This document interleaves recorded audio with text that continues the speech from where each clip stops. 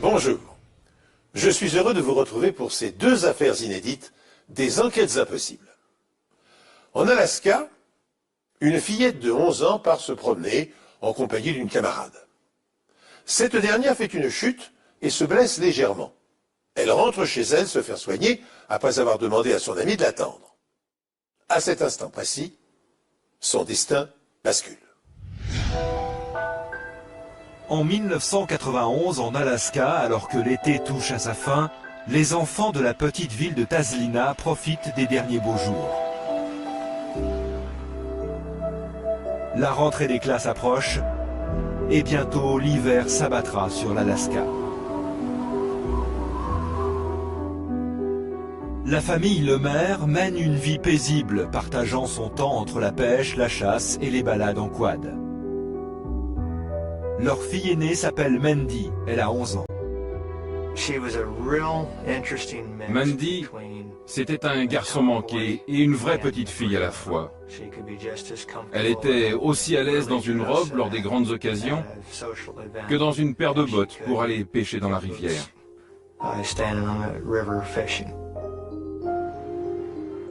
La ville de Taslina ne compte que 241 habitants. Les maisons sont espacées les unes par rapport aux autres et il n'est pas rare que Mandy et sa meilleure amie, April, doivent marcher 1 ou 2 kilomètres pour rejoindre leurs camarades de jeu. Et c'est le cas le 22 août 1991. Mandy et moi sommes partis. On avait déjà avancé un peu. La banane que je portais était plutôt lourde. J'ai trébuché et je me suis écorché le genou. Je suis revenu au magasin pour me faire soigner. Mandy devait m'attendre. Mais Mandy finit sans doute par s'impatienter. J'ai couru pour rejoindre Mandy, mais elle n'était plus là. Comme elle était du genre farceuse, on pensait qu'elle s'était cachée et qu'elle voulait nous faire peur. Mais elle n'est jamais réapparue. 2 heures plus tard, le père de Mandy appelle la police. En quelques heures, 75 amis et voisins se mobilisent pour distribuer des tracts et fouiller la forêt environnante à pied et aussi depuis les airs.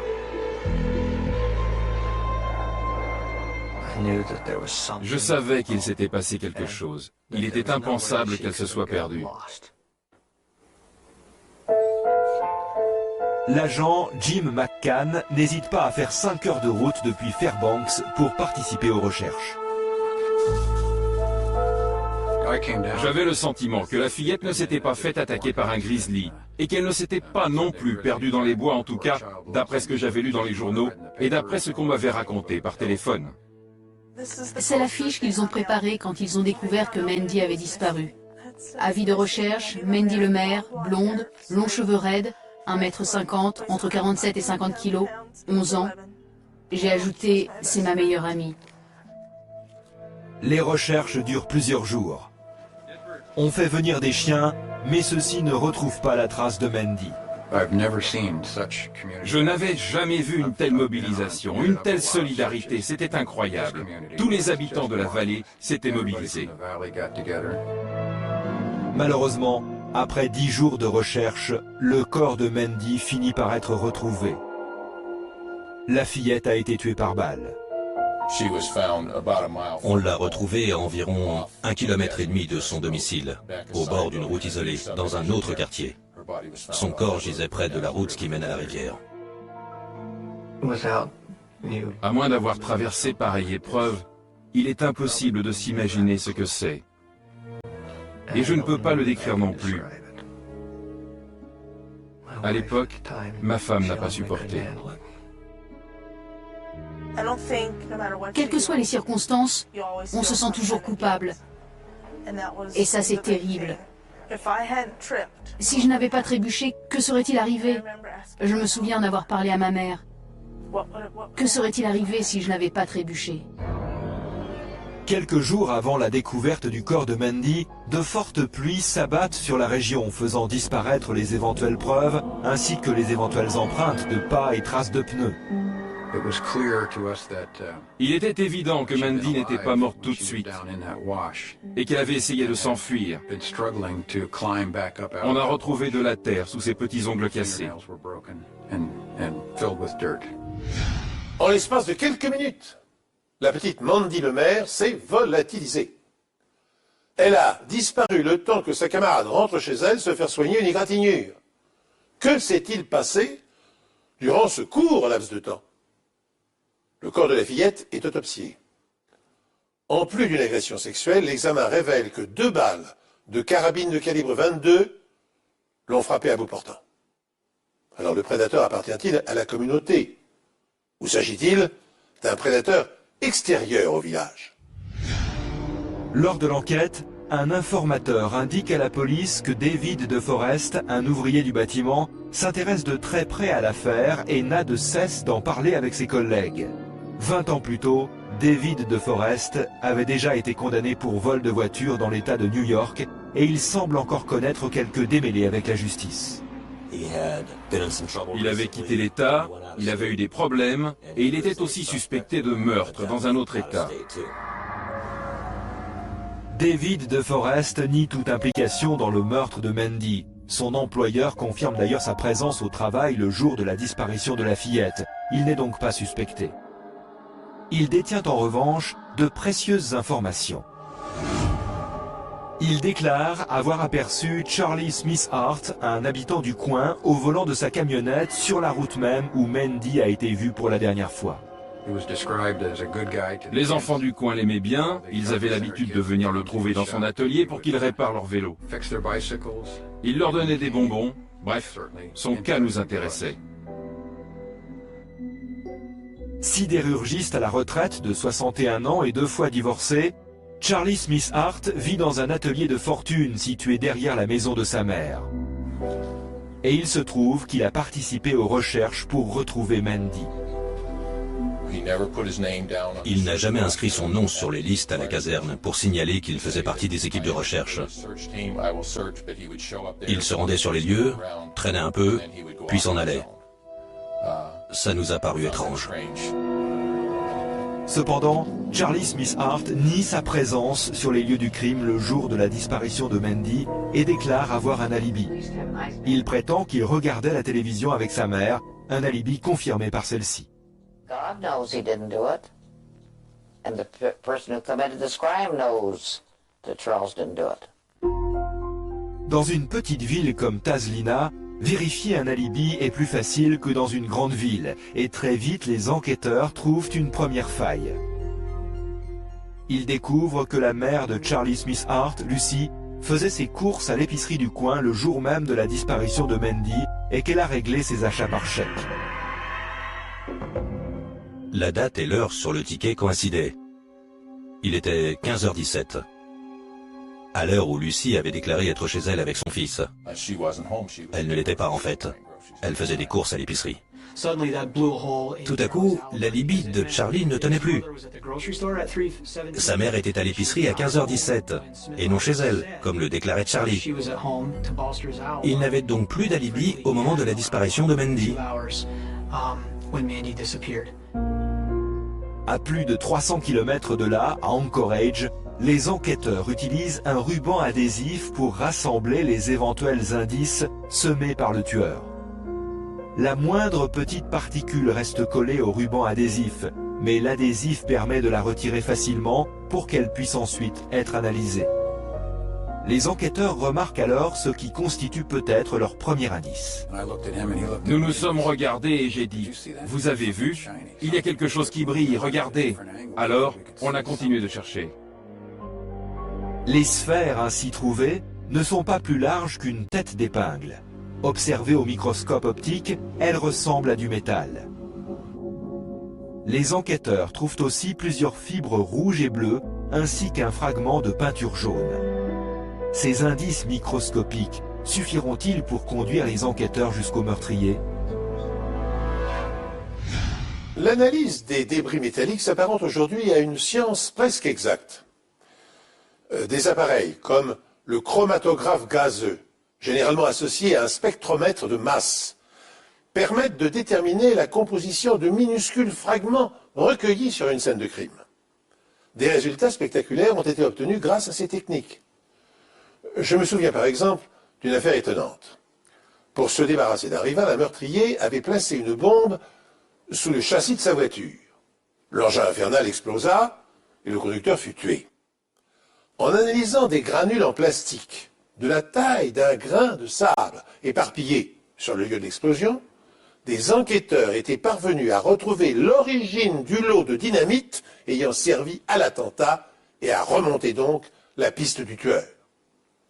Dans notre affaire, les fibres rouges et bleues et le fragment de peinture permettront-ils de lier le meurtre de Mandy à la présence de Charlie Smith-Hart sur les lieux du crime?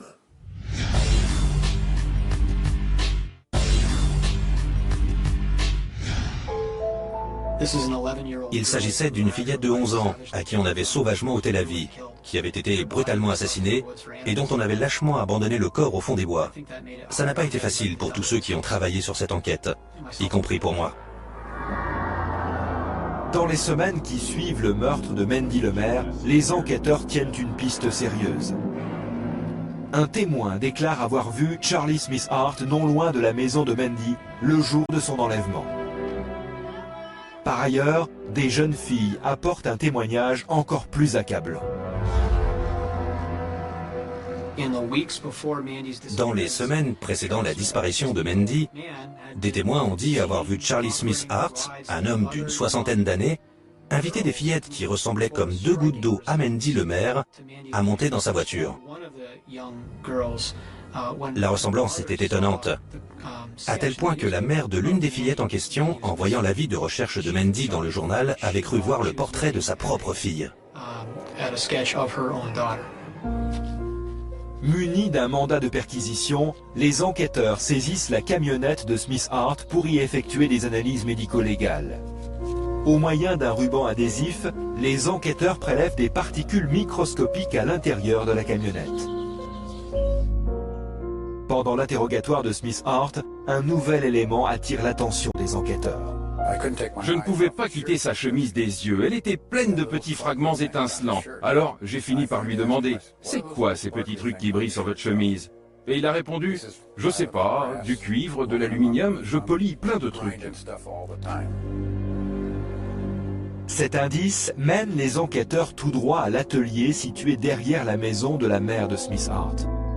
Ils y prélèvent des échantillons de peinture, des cheveux, des fibres et tous les fragments métalliques qu'ils y trouvent.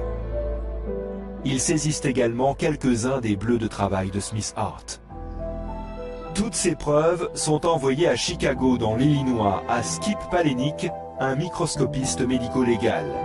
Palahniuk commence par examiner le petit fragment de peinture jaune découvert sur les vêtements de Mandy. Avec la spectroscopie à rayon X, il remarque quelque chose d'inhabituel. Des fragments composés d'une seule couche de peinture laquée et de différentes couleurs. C'est assez rare. Les vélos des enfants sont justement peints avec une peinture laquée monocouche. Parmi les échantillons prélevés dans l'atelier de Smith-Hart, Palahniuk découvre un fragment de peinture composé des mêmes éléments et des mêmes polymères que celui trouvé sur les vêtements de Mandy. Le fragment de peinture pris sur les vêtements de Mandy était, dans tous les aspects mesurables, identique à l'un des fragments de peinture jaune prélevés dans l'atelier de Smith-Hart. Palahniuk se penche ensuite sur les fibres rouges et bleues. Une fois encore, il découvre qu'elles ont une particularité. La section transversale de ces fibres était peu ordinaire et elles étaient très fragiles. Leur fragilité s'explique par leur état de dégradation avancé. Ces fibres sont de forme triangulaire ou trilobée. À l'aide d'un spectromètre infrarouge, Palahniuk découvre qu'elles se composent de polypropylène, une matière synthétique utilisée par la société de fabrication de moquettes Philips. Palahniuk analyse ensuite les fibres prélevées dans la camionnette de Smith-Hart et sur ses vêtements. Nous avons trouvé exactement le même type de fibres chez Smith-Hart. Non seulement elles ont la même forme de section transversale et la même taille, mais elles ont été colorées avec les mêmes pigments. Tout concorde. Les fibres découvertes dans la camionnette de Smith-Hart proviennent du même fabricant et présentent le même degré de dégradation que celles trouvées sur les vêtements de Mandy. Enfin, Palahniuk s'intéresse au plus particulier de tous ces indices, les nombreuses sphères métalliques découvertes sur les vêtements et la peau de Mandy. L'analyse au microscope à balayage électronique permet d'affirmer que ces sphères sont faites d'acier au carbone. De par son expérience, Palénique sait précisément d'où proviennent ces petites sphères métalliques. Quand on utilise un outil coupant à grande vitesse pour couper de l'acier, on produit ce genre de particules métalliques. Et elles sont amenées à si haute température qu'elles fondent, d'où cette forme sphérique. Les sphères métalliques découvertes sur Mendy sont ensuite comparées aux fragments métalliques trouvés dans la camionnette de Smith Hart. Il ne faisait aucun doute que les particules prélevées sur le corps de Mendy provenaient de l'atelier de M. Smith Hart. Après les avoir toutes étudiées de près, il était tout à fait impossible qu'elles ne proviennent pas du même endroit et qu'elles aient été réunies là par le hasard. Les indices sont révélateurs. Les particules métalliques recueillies sur les vêtements de la fillette assassinée sont identiques à celles retrouvées dans l'atelier et la camionnette de Charlie Smith Hart. Les enquêteurs ont enfin le sentiment de toucher au but, mais afin d'étayer leur dossier avant de procéder à l'arrestation du suspect, ils préfèrent en apprendre davantage sur son passé. C'est pourquoi 2 d'entre eux se rendent en Californie pour rencontrer l'une de ses filles. Et ce qu'ils découvrent leur glace le sang. Ils font alors une découverte saisissante. Mendy Lemaire n'était pas sa première victime. Nous avons marché pendant quelques heures devant chez elle avant que je ne réussisse à gagner sa confiance. Et c'est les larmes aux yeux qu'elle m'a enfin avoué que son père avait commencé à l'agresser sexuellement alors qu'elle avait 11 ans. Bizarrement, l'âge qu'avait Mendy Lemaire lorsqu'elle a été assassinée. Ses sœurs avaient elles aussi été victimes des mêmes sévices. Après 3 mois d'enquête, Charlie Smith Hart est arrêté pour enlèvement, agression sexuelle et meurtre sur la personne de Mendy Lemaire. C'est la fin d'une longue attente pour la famille de Mendy. Je voulais faire justice moi-même. Ce n'est pas l'envie qui me manquait, inutile de le nier.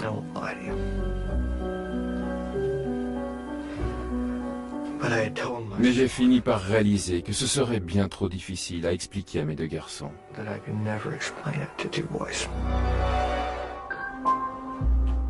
De nombreux habitants de Tazlina ne peuvent se résoudre à croire qu'un de leurs voisins ait pu commettre un crime si monstrueux.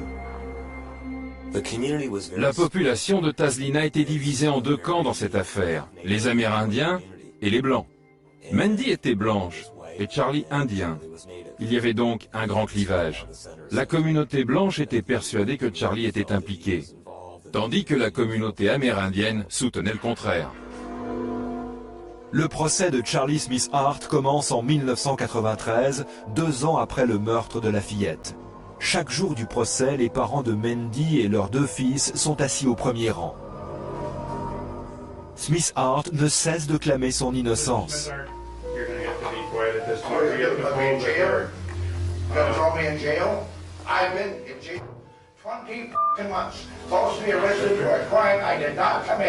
Mr. Smith, I'm going to have you removed from the courtroom. That's fine. I don't want to do that. Throw me in jail. I've been in there for 20 months, falsely arrested for a crime I did not commit.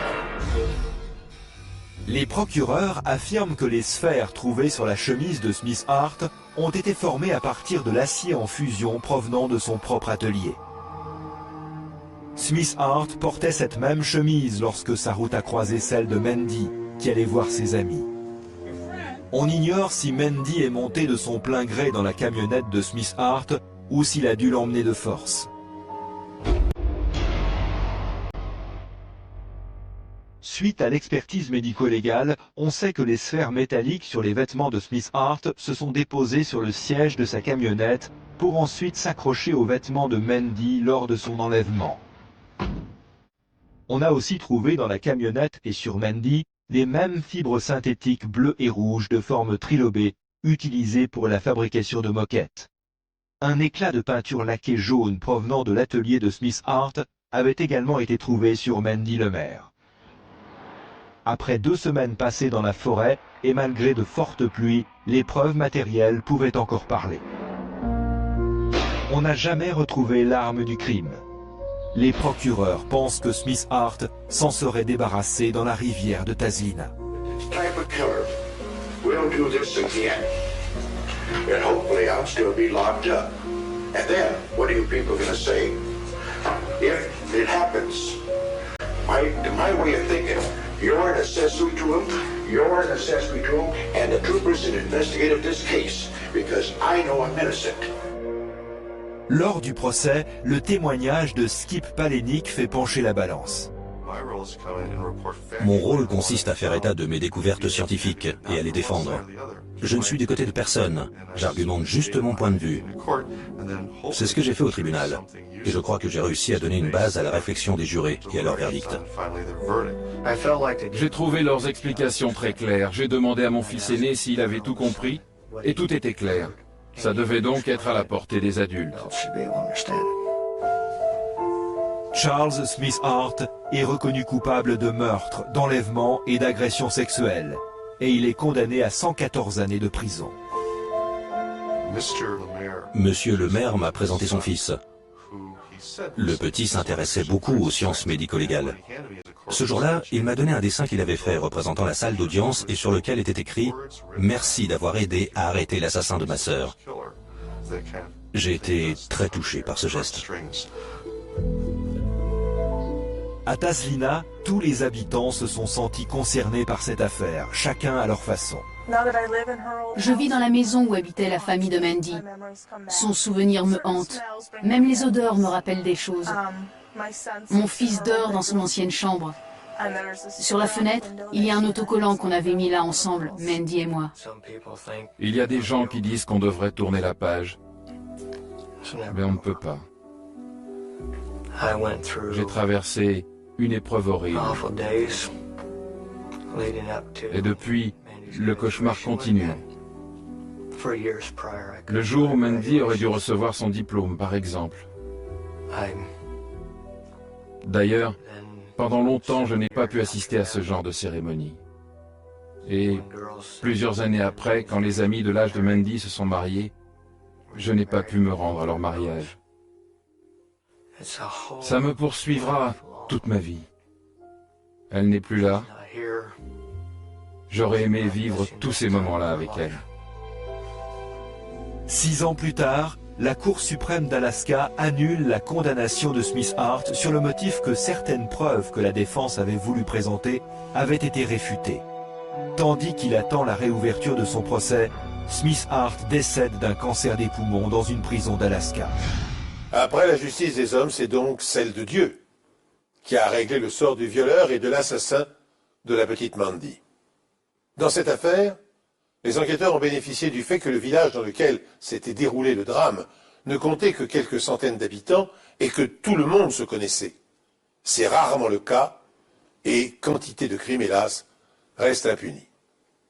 Frustré par ces échecs et pour inciter la population à collaborer davantage avec la police, Greg Magalise, un inspecteur canadien installé au Nouveau-Mexique, avait imaginé en 1976 le programme Échec au crime et protection des informateurs.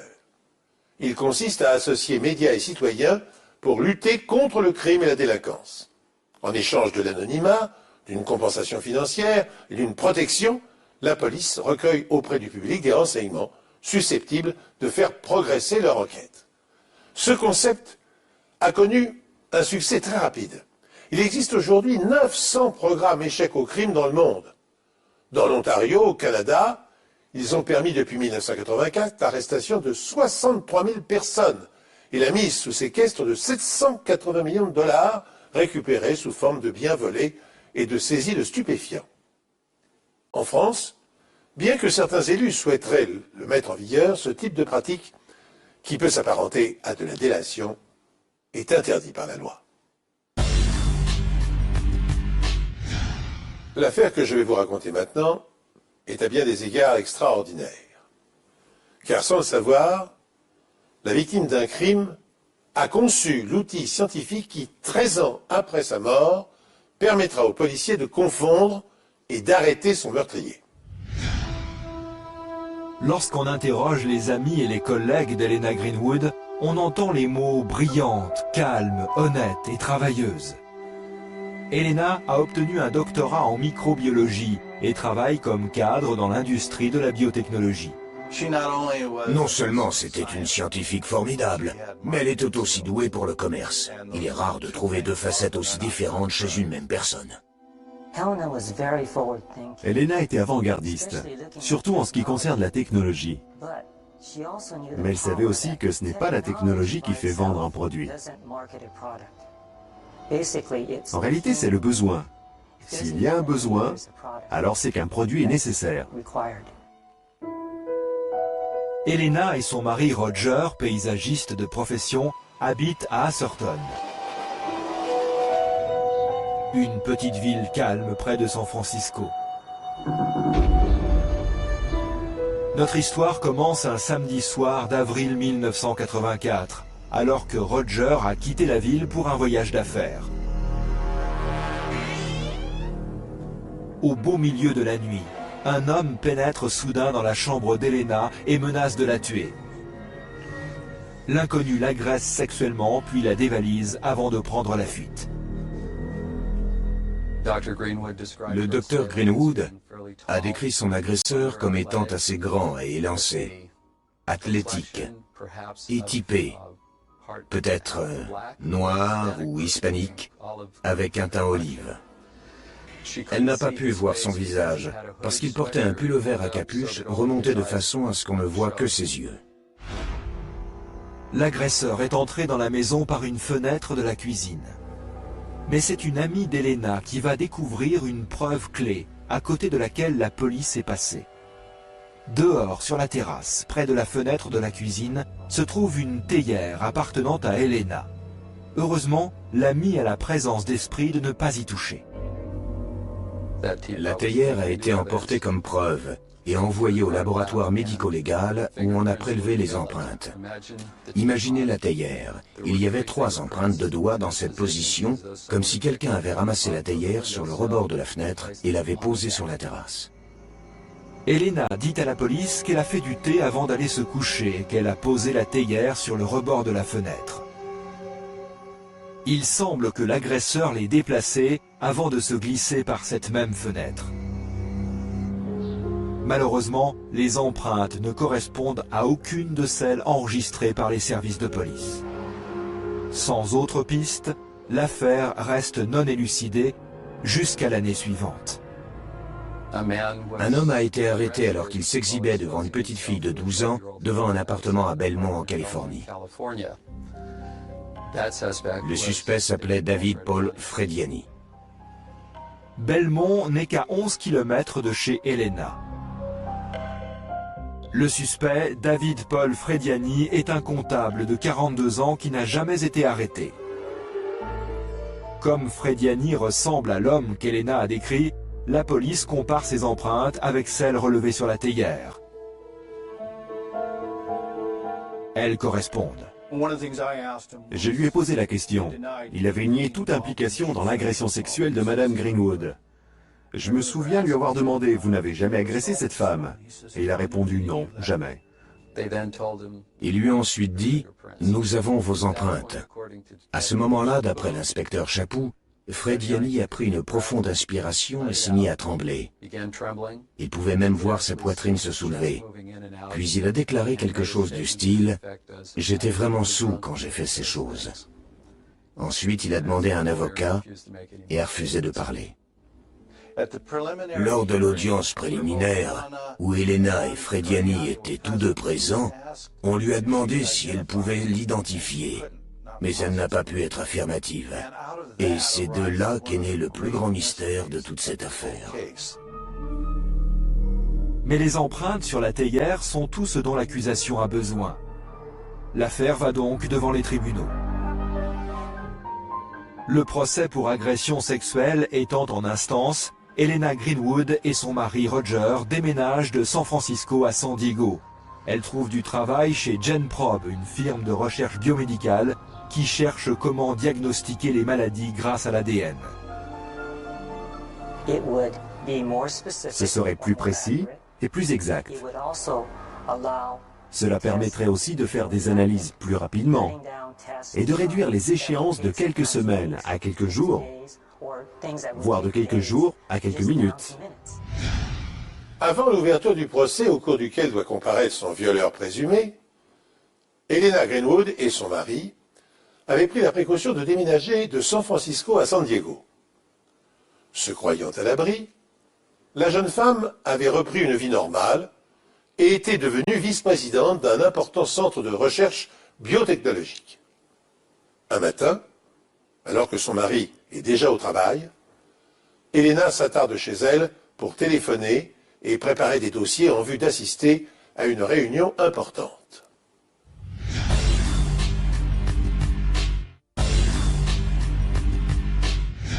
Helena était très ponctuelle. Elle arrivait toujours à 9h pile. Mais ce jour-là, elle n'est jamais venue. Son collègue Sam Morishima a le sentiment que quelque chose de grave lui est arrivé. Parce qu'elle aurait au moins téléphoné. Et je le répète, elle était très ponctuelle dans son travail à GenProbe.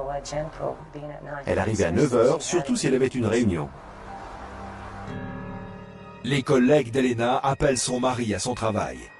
Il rentre immédiatement chez lui et trouve le portail fermé à clé. En regardant par-dessus la clôture, il aperçoit le corps de sa femme. Roger était complètement choqué. Il a d'abord appelé GenProbe, il n'a pas appelé la police, il a appelé GenProbe. C'est pour dire dans quel état il était. Nous nous sommes précipités chez eux. Il y avait des barrières de police. Ils ne voulaient pas nous laisser passer, mais on savait. D'après les conversations, on savait qu'Helena avait été agressée. Juste derrière le portail, dans la cour. Il semble que les lieux du crime avaient été mis en scène. Il y a tous les signes d'un cambriolage, mais l'argent du portefeuille d'Helena est toujours là. Le contenu de son sac était éparpillé sur le sol. Tout a été conservé pour la recherche d'empreintes et d'autres preuves, mais malheureusement, il n'y en avait aucune. Il n'y avait aucune preuve matérielle. À l'évidence, il portait des gants. Je veux dire, et c'est la conclusion la plus logique. Et il est clair qu'Helena a vaillamment combattu son agresseur. Elle s'est battue comme une tigresse. Nous le savons grâce aux 2 morceaux d'ongles retrouvés sur les lieux. Elle se les est cassés en griffant son agresseur. Lors de l'autopsie, le médecin légiste découvre des hémorragies pétéchiales dans les yeux d'Helena, un signe de strangulation. Mais rien n'indique qu'il y ait eu agression sexuelle. Sous les ongles d'Helena se trouvent de minuscules traces de ce qui semble être du sang. Malheureusement, les échantillons sont trop faibles pour être analysés. Quand un meurtre étrange se produit, vous savez, se faire étrangler en plein jour, on pense d'abord à des problèmes conjugaux, à des criminels, à une histoire de drogue. Helena a toujours été à milieu de tout ça, ce qui rendait le mystère encore plus épais. Le mari d'Helena, Roger, est la première personne que la police interroge. À ce moment-là, il était fou de rage contre la police, parce qu'il l'accusait. Il était considéré comme un suspect, et il répétait sans cesse « Pourquoi ils me font ça à moi ?» À chaque fois qu'une femme est assassinée, le principal suspect est en général le mari, et les statistiques viennent le confirmer. La plupart des femmes sont tuées par quelqu'un qu'elles connaissent bien, souvent pour une histoire de sentiment, et le mari est souvent l'auteur du délit. D'expérience, les policiers savent qu'avant d'envisager d'autres hypothèses, bien souvent les meurtriers sont à rechercher dans le proche entourage de la victime. Ainsi, au Canada, par exemple, 52% des victimes de sexe féminin et 8% des hommes sont tués par une personne avec laquelle elles avaient eu une relation intime à un moment donné, pendant le mariage ou au cours de fréquentation. C'est pourquoi les policiers commencent tout naturellement par vérifier l'emploi du temps et l'alibi de Roger Franklin. Roger dit avoir quitté le domicile à 8 h du matin. Il était au travail quand le meurtre de sa femme s'est produit vers 9 h. Le rapport indique qu'Helena était au téléphone jusqu'à 9 h, environ l'heure à laquelle un voisin a entendu un vacarme. L'un des voisins a dit qu'aux alentours de 9 h, pendant qu'il se rasait, il a cru soudain entendre quelqu'un crier, mais sans en être certain. lorsque la police confirme qu'au même moment, Roger se trouvait bien à 40 minutes de là, il est éliminé de la liste des suspects.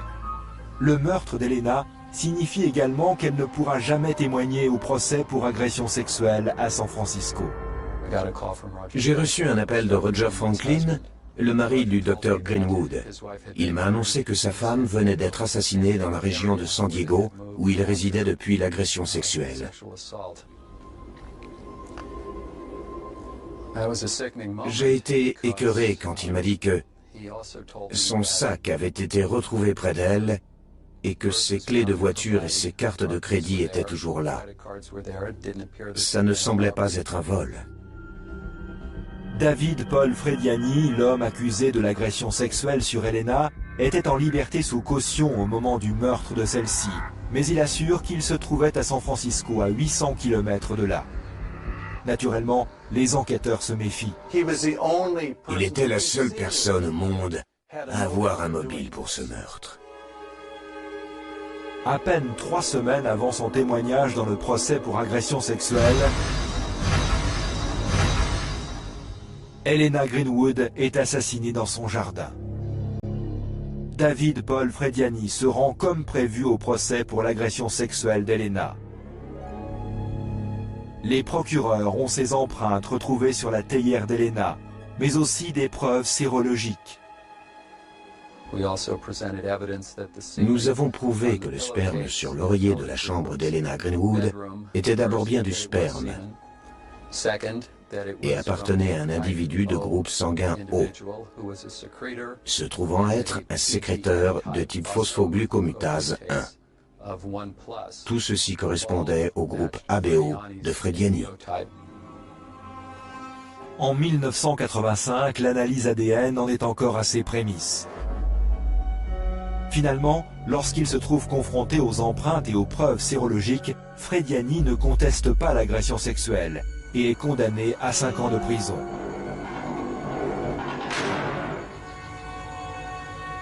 Mais il affirme ne pas être coupable du meurtre d'Elena. Il savait qui avait tué Elena Greenwood. Il savait que c'était David Paul Frediani, mais il n'avait pas de preuves. Finalement, le meurtre d'Elena Greenwood est relégué au département des affaires classées du comté de San Diego, puis oublié. Au cours des années suivantes, les parents d'Elena meurent. Son mari Roger développe un cancer et décède à son tour. Qui restait-il pour pleurer Elena? De moins en moins de personnes. Gen Probe poursuit les recherches qu'Elena menait avant sa mort pour trouver comment utiliser les récentes découvertes génétiques afin de faire des diagnostics médicaux plus rapides. David Frediani est relâché au bout de 3 ans d'emprisonnement au lieu de 5 et retourne à son emploi de comptable. C'est à l'évidence un sociopathe égotiste et égocentrique. Regardez, je m'en suis tiré sans problème. Il a simplement repris sa petite vie tranquille. L'affaire en reste là pendant les 10 années qui suivent. Jusqu'à ce que les enquêteurs du département des affaires classées de San Diego décident de jeter à nouveau un œil à l'affaire Elena Greenwood. Bien cachée dans le dossier d'Elena, se trouve une information qui attire immédiatement l'attention des enquêteurs. 7 jours avant le meurtre d'Elena, David Paul Frediani a été impliqué dans un accident de la route mineure dans le sud de la Californie, non loin de chez Elena. L'accusé n'avait aucune raison de se trouver dans le sud de la Californie. Nous savions qu'il savait où habitait Elena, bien que nous ne sachions pas comment il avait eu cette information. Ça nous a paru quelque peu bizarre. Son procès va commencer. Il vit à San Francisco et il fait soudain un voyage dans le sud de la Californie. Alors qu'ils étudient les preuves, les inspecteurs remarquent de petites traces de sang sous les ongles d'Elena, bien trop petites à l'époque pour une analyse ADN. Mais en 1998, les recherches menées par Gen Probe et des scientifiques comme Elena Greenwood ont donné lieu à de nouvelles avancées dans l'analyse génétique. L'une des plus importantes est la réaction en chaîne par polymérase ou PCR, qui permettent aux scientifiques de copier de minuscules séquences d'ADN jusqu'à ce qu'elles soient assez grandes pour être analysées. La réaction en chaîne par polymérase permet de faire un nombre de copies géométriquement exponentiel. On commence avec une, et après la première PCR, on en obtient 2, puis 4, puis 8, et ainsi de suite. Le gros avantage pour les médecins légistes, c'est que la PCR est très sensible. Une très petite quantité d'ADN peut donner énormément d'informations. C'est une chance qu'ils n'aient pas essayé d'analyser le sang à l'époque. Parce que quand on analyse des substances biologiques, on les détruit. Et si à l'époque de l'autopsie d'Elena, ils avaient analysé ce sang, ils n'en auraient rien tiré et ils l'auraient détruit.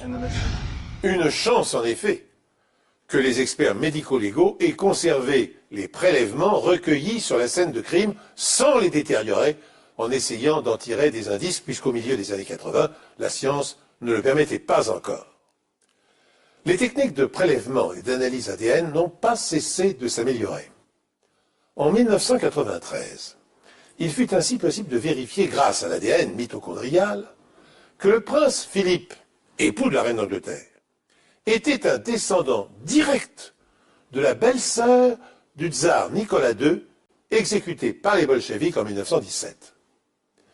En ce qui concerne notre affaire, les experts prélèvent les substances biologiques trouvées 10 ans plus tôt sous les ongles d'Elena. Ils copient et amplifient ensuite la signature ADN afin de la rendre utilisable. Et ce qu'ils découvrent relance complètement l'enquête. Sur certaines rognures d'ongles, le seul ADN qu'ils aient trouvé appartenait au docteur Greenwood. Mais sur l'un des ongles, ils ont trouvé de l'ADN essentiellement pur, n'appartenant pas au docteur Greenwood. Et c'est ce qui a éveillé leur intérêt. Car il était bien sûr possible que ce soit l'ADN du meurtrier. Les enquêteurs trouvent d'autres preuves sur les vêtements d'Elena. Ces collants en nylon ont été déchirés. Et les enquêteurs décident donc d'y rechercher des traces de sang microscopiques. Avec succès. L'ADN sur les ongles et les collants d'Elena est comparé à un échantillon de sang appartenant à David Frediani. Voici les résultats. Les chances pour que l'ADN sur les ongles et les collants d'Elena appartiennent à une autre personne que David Frediani sont de 1 sur 23 milliards. Il peut à peine y croire lorsque la police l'arrête. Monsieur Frediani est sorti de chez lui et s'est dirigé vers sa voiture. C'est là que nous sommes intervenus et que nous l'avons arrêté. Il a changé de couleur, il est devenu livide. Je crois qu'il a réalisé qu'il n'aurait plus jamais à regarder sans cesse derrière lui. C'était fini. C'était une grande satisfaction pour nous. David Paul Frediani est inculpé de meurtre au premier degré. L'une des grandes tragédies de cette affaire, c'est que Roger, qui savait que Frediani était le coupable, n'a pas pu vivre assez longtemps pour voir les autorités de San Diego finalement identifier M. Frediani comme étant le meurtrier. Les procureurs pensent que Frediani a assassiné Elena car il pensait à tort que sa mort mettrait fin au procès pour agression sexuelle. Il n'était pas assez malin pour comprendre que malgré la mort de Madame Greenwood, son témoignage à l'audience préliminaire allait tout de même être utilisé. Il ne le savait pas, c'était la faille de son plan. Frediani a fait les 800 km qui séparent sa maison à San Francisco de celle d'Elena à San Diego pour filer le couple et connaître leur emploi du temps. Sa première erreur a été d'avoir un accident de la route quelques jours avant le meurtre, prouvant ainsi qu'il était à San Diego avant le crime. Il a appris que Roger partait au travail chaque matin vers 8 h, environ 1 heure avant Elena. Les procureurs pensent que Frediani a attendu Elena devant son portail. Il portait des gants pour éviter de laisser des empreintes, comme ce fut le cas quand il a agressé Elena 1 an plus tôt. Quand il a entendu Elena fermer la porte d'entrée, il est passé à l'action. Il pensait probablement que ses gants le protégeraient et n'a pas réalisé qu'il avait laissé derrière lui des preuves médico-légales cruciales. Ironie du sort, c'est Helena qui s'en est emparée.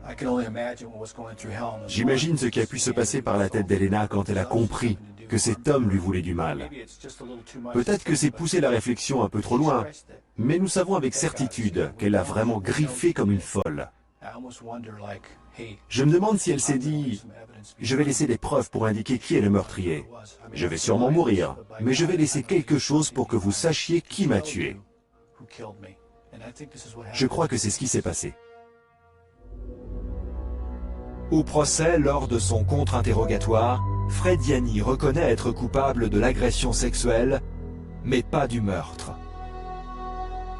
En dépit de cela, il est condamné à la prison à vie.